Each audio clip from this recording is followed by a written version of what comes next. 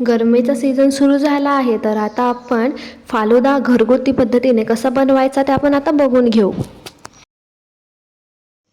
त्यासाठी लागणारं साहित्य आहे 1 लिटर दूध, रोज पेटल्स आणि रेडीमेड मँगो फालुदाचं मिक्सचर.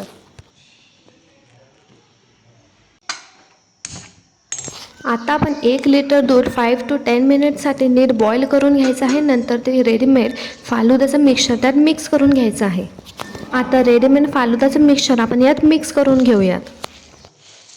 फालुदाचं मिक्सचर दुधामध्ये ॲड केल्यावरती त्याला सारखं मिक्स करत राहायचं, नाही तर ते मिक्सचर घट्ट होणार.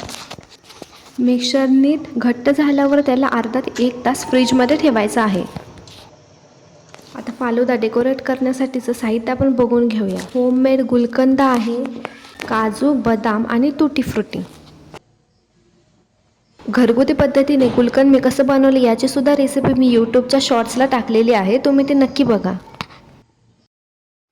अशा प्रकारे हे साहित्य आपण फालुदामध्ये ॲड करणार आहोत.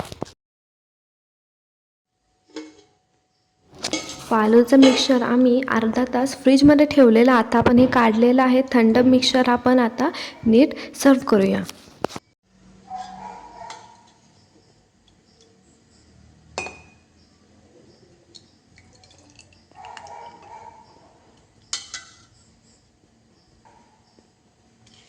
तुम्ही तुमच्या चवीप्रमाणे गुलकंद ॲड करू शकता. आम्ही थोडंसंच ॲड केलेलं आहे, कारण फालुदाचं जे मिक्सचर होतं त्यामध्ये ऑलरेडी शुगर ॲड होती.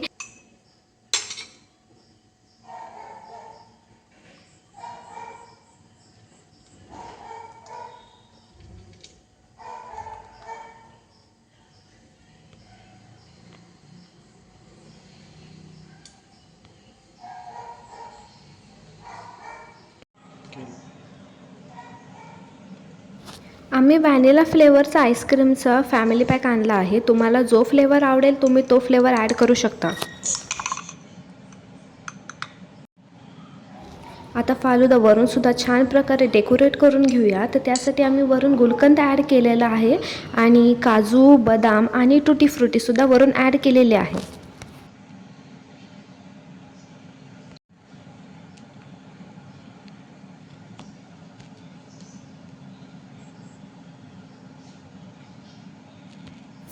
तर अशा प्रकारे होममेड आणि सिंपल असा मँगो फ्लेवर फालुदा आपण घरगुती पद्धतीने रेडी केलेला आहे.